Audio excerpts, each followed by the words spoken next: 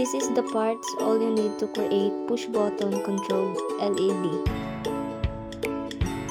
The first one is Arduino Uno board, breadboard, LED, resistors, button, jumper wires, and USB cable. The first thing I did was put the LED on the negative on the breadboard. Next, I put the button in the middle of the breadboard. Next, I put the resistor on the breadboard opposite the LED and the other one on the opposite side of the button.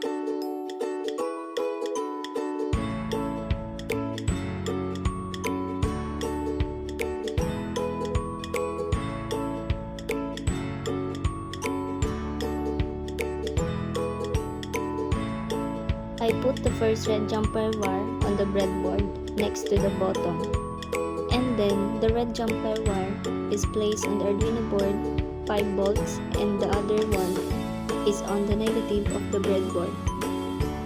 Next is an orange jumper wire. One end is to the breadboard and the other is to number 2 of the Arduino board. Next, I put black jumper wire to the negative of the breadboard and the end is to the ground of the Arduino board. And the last wire is number 10 on the Arduino board and the end is opposite of the LED.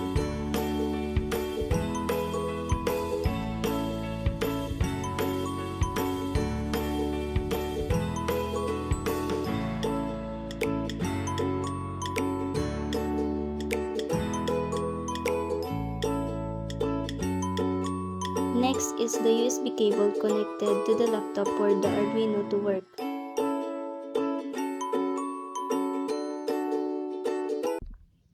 In the first line, pin 2 is connected as a press button, while pin 13 is connected to the LED. Button state provides the value for the button. In the setup, we set LED pin as an output to control the LED, and when it comes to the button pin, it is set as an input to read the push button. In the void loop, the Arduino repeatedly reads the input from pin 2, where the push button is connected. If the push button is pressed, it sets it to high as its button state, and the LED is turned on using digital write.